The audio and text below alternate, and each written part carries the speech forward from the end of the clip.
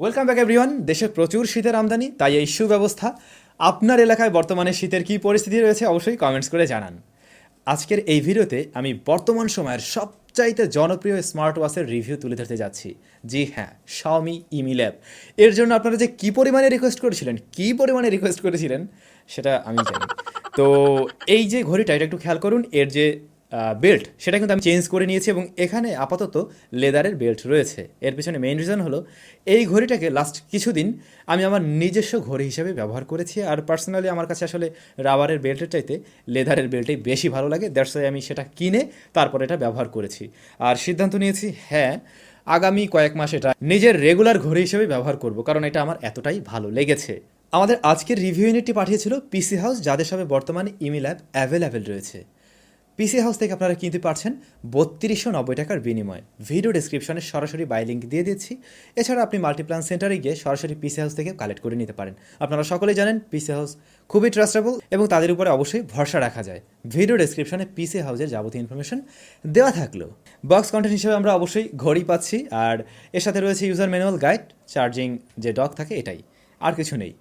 তো সরাসরি যদি ঘড়িটার দিকে আমরা একটু তাকাই, প্রথম দর্শনে আপনার মনে হবে বেশ প্রিমিয়াম কিছু। অবশ্যই ঘড়িটার যে দাম আর এর যে লুকস, সেটা আসলে একরকম না, মানে দামের চাইতে এর লুকসটা আর একটু বেশি প্রিমিয়াম বলে আমার কাছে মনে হয়েছে। কারণ হলো এই ঘড়িটার উপরে যে কার্ভ ডিসপ্লে দেওয়া হয়েছে, 3D কার্ভ ডিসপ্লে, যার ফলে আসলে এর প্রিমিয়ামনেসটা আরেকটু বেড়ে গিয়েছে। আর এর বডি ফ্রেমটি কিন্তু জিঙ্ক অ্যালয় তৈরি, এর ফলে এর বিল্ড কোয়ালিটি অবশ্যই ভালো। একই সাথে এটা অবশ্যই প্রিমিয়াম কোয়ালিটির। রেয়ার প্যানেলটিতে প্লাস্টিক বা পলিকার্বনেট রয়েছে, যেটা মোটামুটি অবশ্যই ভালো রয়েছে। আর এর যে স্ট্র্যাপ বক্সে আপনি যেটা পেয়ে যাচ্ছেন, সেটা কিন্তু সিলিকনে তৈরি, যেটার কোয়ালিটি অবশ্যই ভালো রয়েছে। তবে হ্যাঁ, আপনি যদি এই ধরনের লেদারে শিফট করেন বা চেন বা এই ধরনের কিছু লাগিয়ে নেন, সেটা আপনার পছন্দের উপরে বেস করে হয়তো আপনারও ভালো লেগে যেতে পারে। যেমন আমার কাছে এই লেদারেরটা ভালো লাগছে। আর খেয়াল করুন, এইটা এখানে ইউজ করার পরে এই ঘড়িটাকে মোটেই 3000 বা এর আশেপাশের কোনো ঘড়ি বলে একেবারেই মনে হচ্ছে না। ইভেন সিরিয়াসলি আমি এই ঘড়িটা পরে যখন কোনো একটা শপেও গিয়েছিলাম, তারা অলরেডি এই ঘড়ি বিক্রি করছে, সে নিজেও চিনতে পারেনি এটা ইমিল্যাব। যাই হোক, এর পোর্টস অ্যান্ড বাটন হিসেবে আমরা রাইট সাইডে পেয়ে যাবো একটি বাটন, যা হোম বাটন এবং ব্যাক বাটন হিসেবে ব্যবহার হচ্ছে। আর নিচের দিকটাতে আমরা বেশ কিছু সেন্সর লক্ষ্য করব। এর বাইরে আর কিছু দেওয়া হয়নি এখানে।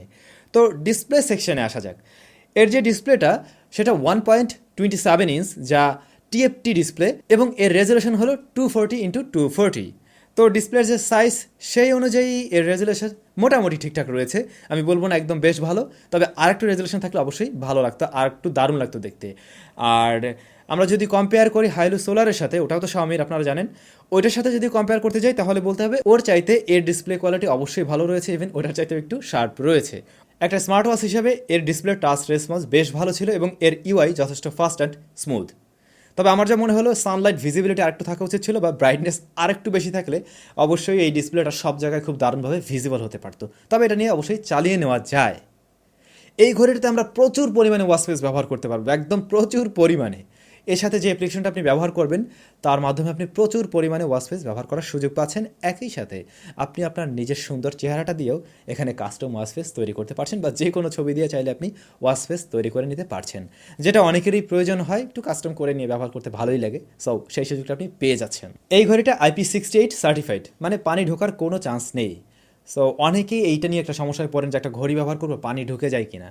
তো এইটা নিয়ে আপনি ওই ধরনের টেনশন একেবারে না করলেও চলবে। আর আমি যেভাবে ব্যবহার করি, তাতে পানি ঢোকা অবশ্যই উচিত ছিল। যদি কিনা এটাতে পানি ঢুকতো, আপনি নিশ্চিন্ত থাকতে পারেন এটাতে অবশ্যই পানি ঢুকবে না। ঘড়িটিতে 340 মিলিঅ্যাম্পিয়ারের ব্যাটারি দেওয়া হয়েছে এবং কোম্পানি দাবি করছে এই ব্যাটারি দিয়ে এই ঘড়িকে 1 মাস রান করা সম্ভব। তো আমি আসলে 1 মাস ব্যবহার করার সুযোগ পাইনি, যেহেতু ঘড়িটা 1 মাস আগেও আমার কাছে আসেনি। তো যতদিন আমি ব্যবহার করলাম, সেই হিসাবে আমার মনে হলো আসলে এটা 1 মাস যাওয়ার মানে ক্ষমতা রাখে। তো 1 মাস যদি আপনি ব্যাটারি ব্যাকআপ নাও পান, এটা শিওর থাকুন 20 থেকে 25 দিন অবশ্যই ব্যাকআপ পেয়ে যাবেন, যেটা একটা ঘড়ির জন্য বিশাল বড় ব্যাপার স্যাপার। বলা যায় মাসের মাঝে 1 থেকে 2 বার চার্জ করলেই চলবে।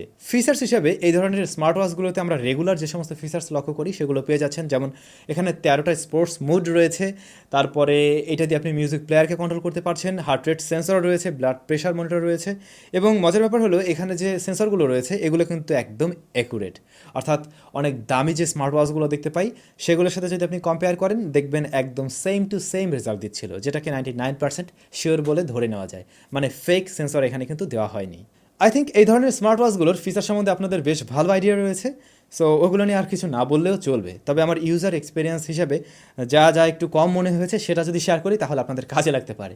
প্রথমত মনে হলো হ্যাঁ, এর ব্রাইটনেসটা আরেকটু বেশি থাকা জরুরি ছিল, আর এর যে ডিসপ্লের শার্পনেস সেটা যদি আরও ভালো থাকতো তাহলে এই ঘড়িটাকে আরও মানে দামি ঘড়ির সাথেও কম্পেয়ার করা যেত।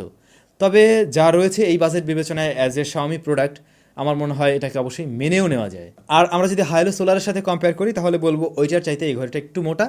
তো অনেকেই একটু স্লিম বডির কিছু পছন্দ করেন, তো তাদের জন্য এটা একটু মোটা ফিল হতে পারে, কিন্তু এটা হাতে নিয়ে কোনো ধরনের সমস্যা হয় না। এর বাইরে এই ঘড়িতে আমি আর আসলে কোনো ধরনের প্রবলেম পাইনি। ব্যাটারি ব্যাকআপ কোম্পানি যেভাবে দাবি করছে অলমোস্ট সেরকম পাবেন। ওয়াটারপ্রুফ একদম 100%, সেটা নিয়েও সমস্যা নেই। আর লুকসের দিক থেকে একদম 100 আপনি 5-6 হাজার বা তারও উপরের ঘড়ির সাথে একদম অনায়াসে কম্পেয়ার করতে পারছেন লুকিংয়ের দিক থেকে, যদি একটা লেদারের বেল্ট লাগিয়ে নেন। তো যাদের বাজেট এই মুহূর্তে 3,000 টাকার আশেপাশে রয়েছে তাদের জন্য খুব সহজে এটাকে সাজেস্ট করা যায়। সবাই অনেক বেশি ভালো থাকুন, সুস্থ থাকুন। আপনাদের সাথে আবার দেখা হচ্ছে নতুন কোনো ভিডিওতে।